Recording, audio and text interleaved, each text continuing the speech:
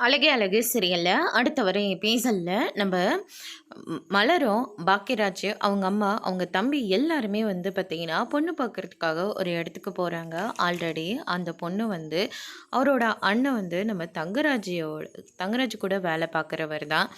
உடனே நான் அந்த மாப்பிள்ளையை பற்றி விசாரிக்கிறேன், நீ ஃபோட்டோ மட்டும் அனுப்பிவிடு, நீ வீடியோ கால் பண்ணு, யார் என்ன நான் பார்த்துக்கிறேன் அப்படின்ற மாதிரி வந்து சொல்லிடுறாங்க. பார்த்தா நம்ம பாக்கியராஜ் இருக்காரு, மலர் இருக்காங்க, மலரோட தம்பி கார்த்திக் இருக்காரு. அவரை பார்த்த உடனே பயங்கரமாக ஷாக் ஆகுறாங்க. பொண்ணுக்கு மாப்பிள்ளையை பிடிச்சிருச்சு, மாப்பிள்ளைக்கு பொண்ணை பிடிச்சிருச்சு, மேற்கொண்டு ஏதாச்சும் பேசலாமா அப்படின்னு சொல்லிட்டு நம்ம மலர் வந்து பாக்கியராஜும் வந்து கேட்டுட்டு இருக்காங்க.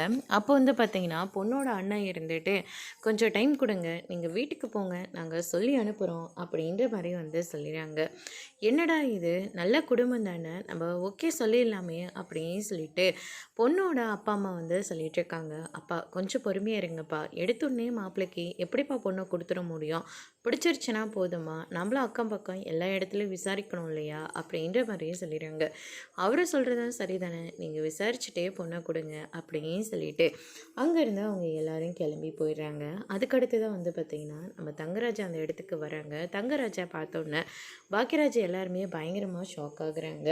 அதுக்கடுத்து தான் வந்து பார்த்திங்கன்னா இந்த சைடு பொண்ணு பார்க்கவா வந்திருக்கீங்க அப்படின்னு சொல்லிட்டு அங்கே இருக்கிற பூத்தொட்டை எடுத்து தூக்கி எறிகிறாங்க. மலர் எல்லாருமே ரொம்பவே ஷாக் ஆகுறாங்க. அதோடு இன்றைக்கான பிரம்ம முடிச்சிருக்காங்க.